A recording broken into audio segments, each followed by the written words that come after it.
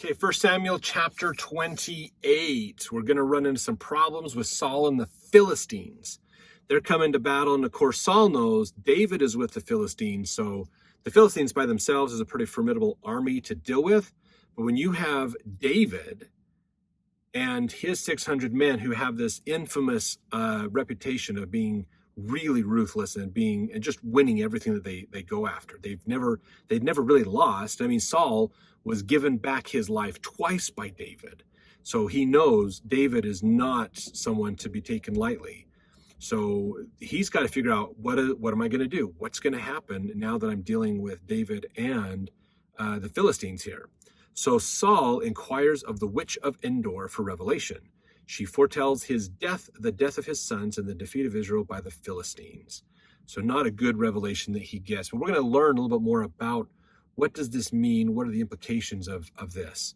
So verse 1, and it came to pass in those days that the Philistines gathered their armies together for warfare to fight with Israel. And Achish said unto David, Know thou assuredly that thou shalt go out with me to battle, thou and thy men. And David said to Achish, Surely thou shalt know what thy servant can do. And Achish said to David, Therefore will I make thee keeper of mine head forever. So that means Achish basically is now appointing David the head of his own bodyguard detail. They know David is a serious warrior, and he doesn't lose in battles. And he has come to Achish saying, Achish, we need help. And so Achish helped him out. So David saying, I will be loyal to you, and we'll get this to work out. So now Achish is giving David a field promotion, basically. You're going to be my bodyguard as we go up with the other Philistine kings up against Israel. Verse 3, now Samuel was dead, that was mentioned about 2 chapters ago, and all Israel had lamented him, and buried him in Ramah, even in his own city. And Saul had put away those that had familiar spirits, and the wizards out of the land. So Saul had taken basically and banned the spiritualist people, basically the ones who do the seances, the crystal balls, things like that, to try to commune with the dead, basically. He had gotten rid of them all out of the land. As per Israel's rules, really, you shouldn't have any of those people in the land anyways. Now, verse 4, and the Philistines gathered themselves together and came and pitched in Shunem, and Saul gathered all Israel together, and they pitched in Gilboa. And when Saul saw the host of the Philistines, he was afraid, and his heart greatly trembled. And when Saul inquired of the Lord answered him not, neither by dreams, nor by Urim, nor by prophets. So we have to look at this, okay? There's 3 things here. Saul is praying to God to know what's going to happen. And unfortunately, there's a problem here, is he's probably asking, am I going to lose this battle? Is this going to go bad for me or not? More worried about his life and his reputation than doing what God says. But also you got to realize Saul, by doing wickedness, has severed his ability to be sensitive to the Spirit. He did prophesy before. He did understand how to use those things like the Urim and Thummim, basically to divine information, to ask questions, and it tells you the answers. So he's trying to talk to the prophets, which Samuel's dead, so there isn't really a head prophet anymore. And he's kind of killed the other ones that were the other priests and people because they helped David at one point. God's not answering him by the Urim and Thummim, because the Urim and Thummim doesn't just work because it has power by itself. Okay, this is an important thing to understand about religious artifacts. They don't work by virtue of themselves. They work by virtue of the authority of God, i.e. the priesthood. And that is influenced by the righteousness of the person. Okay, you can have the priesthood. You can have an office in the priesthood, be given the priesthood, but if you exercise unrighteously that priesthood, it goes away. So it's not something that you get and you always have it. Like we see in these movies where somebody becomes a witch or a wizard and they suddenly have powers to do good and evil and do whatever they want with that power. That's not how the priesthood or authority of God works. It only works for God's purposes. It's not our power that he gives. He's not giving a piece of his power to us. It's his power all the time. And it only works for his righteous purposes. And that's it. It doesn't work for anything else, basically. But you got to realize it's not the artifact. It's the priesthood power, the authority of God. And so Saul, being a wicked man, he's done a lot of things that haven't been good. Remember, he has lost the kingdom as far as God is concerned. God's not talking to him. There's not prophets around. The prophet's dead. The Urim and Thummim, he's not getting anything from the Urim and Thummim because, again, he doesn't have that righteous authority anymore. It's not working because he is unrighteous. And he's not getting dreams from God either about what's going on. Dreams were seen to be very common and very popular back then. If you want to learn more about that in the story of Joseph of Egypt, about dreams in Israel, is really good. We talk a lot about that I believe that's in the book of Genesis, towards the end of Genesis. We get to learn more about how dreams and dream interpretations are a big deal back then. So basically, Saul's not getting an answer from God. And it's probably not that necessarily God's not answering him, but Saul's not in tune with the Spirit to discern the answer and what's going on. So verse 7, then said Saul unto his servants, seek me a woman that hath a familiar spirit. Remember, he exiled all them from Israel previously. And now he's saying, go find a spiritualist. I'm desperate. So he says, that I may go to her and inquire of her. And his servant said to him, behold, there is a woman that hath a familiar spirit at Endor. Not the Endor from Star Wars, okay? Not that, all right? This is the legit Endor, not the fictional one. Something that's interesting on here, Bruce R. McConkie had something to say about this. He said, those religionists who attempt and frequently attain communion, as they suppose, with departed spirits are called spiritualists. That's what Saul's looking for, is a spiritualist, someone who can commune with the dead.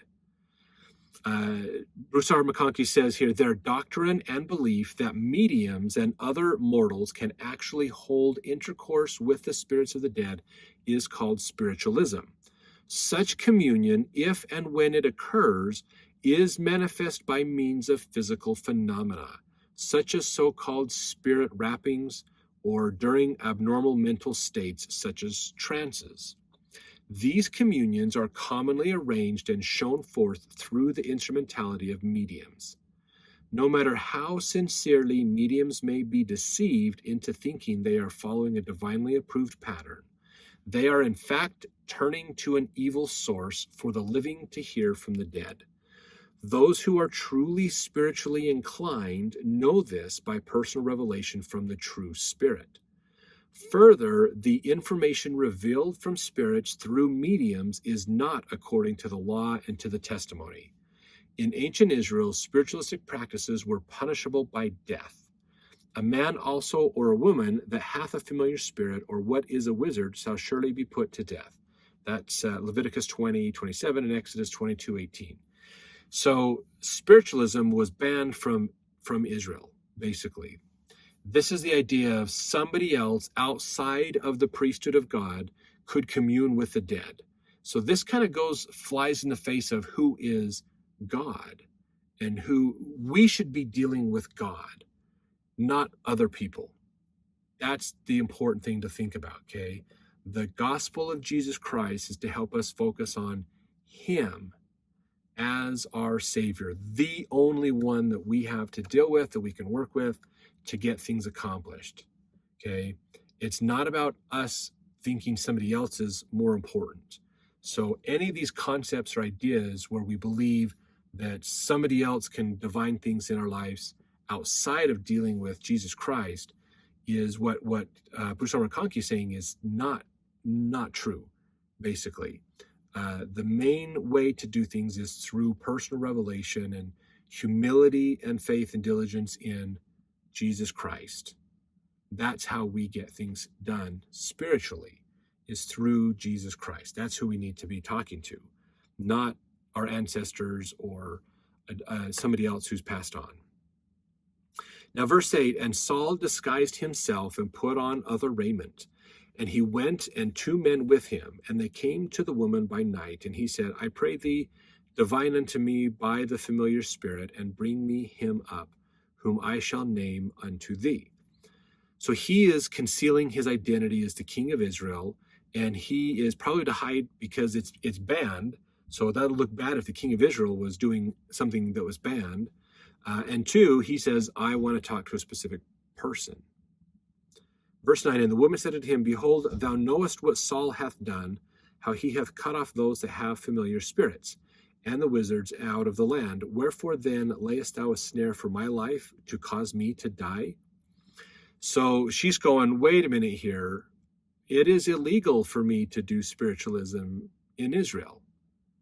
This is punishable by death. So how do I know you're not a government spy that's here to entrap me so that I'll get executed? Verse 10, and Saul sware to her by the Lord, saying, as the Lord liveth, there shall no punishment happen to thee for this thing. So he says, no, you're safe. I'm not a spy. You're safe. We're fine. Verse 11, then said the woman, whom shall I bring up unto thee? And he said, bring me up Samuel.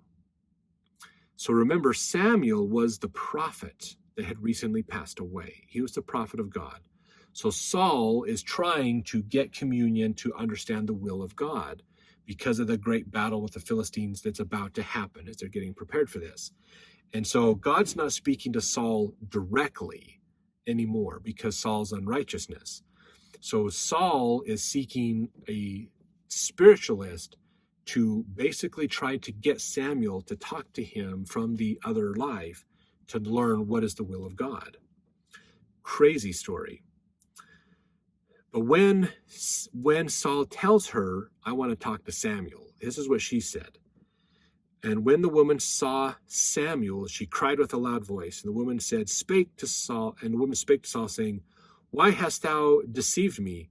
For thou art Saul. And the king said to her, be not afraid, for what sawest thou? And the woman said unto Saul, I saw gods ascending out of the earth. So she is believing, she's going to her trance and, oh my gosh, oh, I saw Samuel, holy cow. And then she's like, wait a minute, you're King Saul. What's going on here? And so he's like, don't worry, I'm not here to kill you. But what did you see? What's going on? So she says, I saw gods descending out of the earth. And he said unto her, what form is he of? And she said, an old man cometh up, and he is covered with a mantle. And Saul perceived that it was Samuel, and he stooped with his face to the ground and bowed himself. So she's got Saul convinced that she is seeing Samuel. He is approaching basically from the other world, and he is coming to them. And Saul is like, oh my gosh, it really is Samuel. He's coming. Verse 15, and Samuel said to Saul, this is coming not Samuel directly, but through her, why hast thou disquieted me to bring me up? And Saul answered, I am sore distressed, for the Philistines make war against me, and God is departed from me, and answereth me no more, neither by prophets nor by dreams. Therefore I have called thee, that thou mayest make known unto me what shall I do. So Samuel's basically going, what are you doing, Saul? Why are you calling me up out of the dead? I was at rest. I was doing other stuff. Why have you called me here? And this is an interesting point, as if a diviner, as if the people in the spirit world are just sitting around waiting for a spiritualist to call them up to go talk to a mortal. I mean, really, is that what the next life is all about? Is just hanging out, waiting? Oh, I hope some spiritualist calls me up so I can reach out and talk to a mortal again. Is that really what the next life is? I don't think so. So it's interesting how she has phrased this. So verse 16, so now this perceived Samuel through this woman is going to answer. Then said Samuel, wherefore when thou dost ask of me, seeing the Lord is departed from thee, and is become thine enemy? So through her, she's going, well, but why are you asking me? If God's not talking to you, it's because of your wickedness. So again, Saul, it's about perception, okay? Whose perception is the right perception here? Saul still believes he's okay, but God is wrong. That's not what's being pointed out here, basically. Verse 17, and the Lord hath done to him as he spake by me, for the Lord hath rent the kingdom out of thine hand, and give it to thy neighbor, even to David. Because thou obeyest not the voice of the Lord, nor executest his fierce wrath upon Amalek. Therefore hath the Lord done this thing unto thee this day. So Saul has not kept his word with God, and so God has taken this away. Now, most of what she's saying in here is probably common knowledge, because Samuel was pretty vocal about when Saul went bad. Basically, it was pretty public that Saul had lost the kingdom according to God. So verse 19, he says here, moreover, the Lord will also deliver Israel with thee into the hand of the Philistines. And tomorrow shalt thou and thy sons be with me. The Lord shall also deliver the host of Israel into the hand of the Philistines. Then Saul fell straightway all along the earth, and was sore afraid because of the words of Samuel, and there was no strength in him, for he had eaten no bread all the day, nor all the night. So this woman has just told Saul that through her, Samuel is supposed to be speaking this prophecy that you're going to lose. Philistines are going to win this battle. Samuel's not happy about this, basically. He's pretty upset. So there's a couple things that Joseph Fielding Smith brings up in his book, Answers to Gospels Questions, I want to bring up here. So he says about this experience, the witch of Endor, instead of being a prophetess of the Lord, was a woman who practiced necromancy. That is, communication or pretended communication with the spirits of the dead. But she was led by a familiar spirit.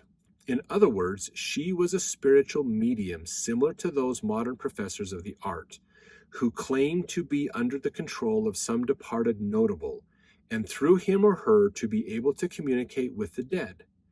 It should be observed that in the seance with the king of Israel, Saul did not see Samuel or anybody but the medium or witch. She declared that she saw an old man coming up, that he was covered with a mantle. It was she who told Saul what Samuel was purported to have said. Saul perceived that it was Samuel through what the witch stated to him. The conversation that ensued between Samuel and Saul was conducted through the medium. All of this could have taken place entirely without the presence of the prophet Samuel. The woman, under the influence of her familiar spirit, could have given to Saul the message supposed to have come from Samuel, in the same way that messages from the dead are pretended to be given to the living by spiritual mediums of the latter days, who, as in the case under consideration, perform their work at night or under the cover of darkness. It is beyond rational belief that such persons could, at any period in ancient or modern times, invoke the spirits of departed servants or handmaidens of the Lord. They are not at the beck and call of witches, wizards, diviners, or necromancers. Pitiable indeed would be the condition of spirits in paradise if they were under any such control. They would not be at rest, nor be able to enjoy that liberty from the troubles and labors of earthly life which is essential to their happiness, but be in a condition of bondage, subject to the will and whims of persons who know not God, and whose lives and aims are the earthy. So just reminding us that spiritualism really, kind of like what we said, is not a true way that God says to do things. They're being influenced by another spirit. But she gives a prophecy here. She prophesies something here. So can she prophesy? Is she prophesying of herself, or is somebody telling her what to say to this prophecy? Because it does come true, actually. So this is an important thing, is maybe she was being influenced by a spirit from another world. Let's go into more from Joseph Fielding Smith on this. It has been suggested that in this instance, the Lord sent Samuel in the spirit to communicate with Saul that he might know of his impending doom. But this view does not seem to harmonize with the statements of the case made in the scripture, which gives the particulars. If the Lord desired to impart this information to Saul, why did he not respond when Saul inquired of him through the legitimate channels of divine communication? Saul had tried them all and failed to obtain an answer. Why should the Lord ignore the means he himself established and send Samuel a prophet to reveal himself to Saul through a forbidden source? Why should he employ one who had a familiar spirit for this purpose, a medium which he had positively condemned by his own law? So it's interesting, just to pause this, what Joseph Fielding Smith is saying is, why would God speak to Saul through something? The Lord is the one that banned the spiritualists and said, you should pray directly to me. But Saul didn't get an answer directly, and so he went through the spiritualist. So why would God use a spiritualist to tell Saul these things when Saul already tried to ask him directly? So why isn't God following the normal pattern that he put in place? Basically, is what he's saying here. So let's continue on. He says, but it is argued, the prediction uttered by the Spirit, which was manifested on that occasion, was literally fulfilled. Israel was delivered into the hand of the Philistines, and Saul and his 3 sons and his armor-bearer and the men of his staff were all slain. It was therefore a true prophecy. Admitting that as perfectly correct, the position taken in this article is not in the least weakened. If the witches, wizards, necromancers, and familiar spirits placed under the ban of the law did not sometimes foretell the truth, there would have been no need to warn the people against consulting them. If the devil never told the truth, he would not be able to deceive mankind by his falsehoods. That is a very important point for us to always remember. The powers of darkness would never prevail without the use of some light. A little truth mixed with plausible error is one of the means by which they lead mankind astray. There is nothing, then, in the history of the interview between Saul and the woman of Endor which, rationally or doctrinally, establishes the opinion that she was a prophetess of the Lord or that Samuel actually appeared on that occasion. So Joseph Fielding Smith is telling us that this is not sanctioned of God and most likely was not really Samuel talking. It wasn't really there and it wasn't of God to do this. But it doesn't mean that it can't come true what she foretells, because Satan can influence people. And it would be absolutely against Satan's design to completely lie all the time to people. Because let's face it, if Satan lied all the time, then it'd be easy to just go, ignore him because he's always wrong. But he's not always wrong. He likes to take a little truth and mingle some falsehood in there. So he starts it down this path, This is really interesting because this kind of goes back to the idea, in the movies, there used to be this very clear delineation between good and evil. Good was good, evil was evil, and you always avoided evil, and you always chose the good. Okay, in the old black and white cowboy movies, they used the color of the hat to determine who's the hero, who's the villain. Simple. White hats were good guys, black hats were bad guys. That's how they delineated it in the black and white movies, the old cowboy and westerns. So this is fascinating because we have seen this change in the last 20 years in movies of modern day. Because instead of having this clear delineation of these people are good, these people are evil, we hate the evil, we defeat the evil always loses, good always wins, they've blended it now to where it's hard to say who really is good and who really is evil because we look on intentions. So if you look at, they kind of switch this around, like in the Marvel movies, the Avenger series, they had a clear evil person they were dealing with. But when they actually went back in time and they figured out where he lived after the snap, when Thanos did that, and they looked at him, they couldn't argue with Thanos's logic for why he did what he did. So you kind of say, oh, well, we kind of hate him, but we don't hate him. So we're changing this perception of who is good and who is evil. And here's the thing to realize is if Satan outright lied to us, it'd be easy to say, don't follow him. It's that simple. But he doesn't outright lie. He likes to take truth and put just a little spin on it, just enough to get us a degree off, because eventually we'll be way off down the road. And so this is what he does. In the temple, it's called The Philosophies of Men Mingled with Scripture. This is what they're talking about. And so it's actually, if you think about it, Satan wants the spiritualist to be true. Because if the spiritualist is true, then people will stop following God and follow an easier way to divine things. They'll say, oh, God's way, I have to repent and be humble and follow him and keep his commandments. And that's hard work to get what my inspiration from God, but I can get inspiration in a roundabout way that doesn't require me to repent at all. That is going on. So there's the truth, and then Satan wants to build what you think is a loophole around it. So you can have your cake and eat it too. You can sin and enjoy it and still be considered okay. So this is the same thing that's going on here, basically. Doesn't mean that just because her prophecy is true that she is ordained of God or even sanctioned by God, but that it's important to Satan that it's true, because it means that the spiritualists have a point, and they have to continually warn the people against him. If the spiritualists, this is like the whole thing of a psychic. People claim to be psychic. We know today that the number one way to understand if a psychic is true or not is ask them if they've ever predicted the lottery. Okay, we'll all believe the psychic once they've predicted the lottery, because psychics notoriously are not accurate at what they say. They're not true. So it's easy to go, well, look, it's a bunch of baloney. Just ignore it. If a psychic could pick the lottery win every once in a while, even once every couple of years, they picked the lottery, they predicted it, they wrote it down, and they predicted it accurately, that would change things.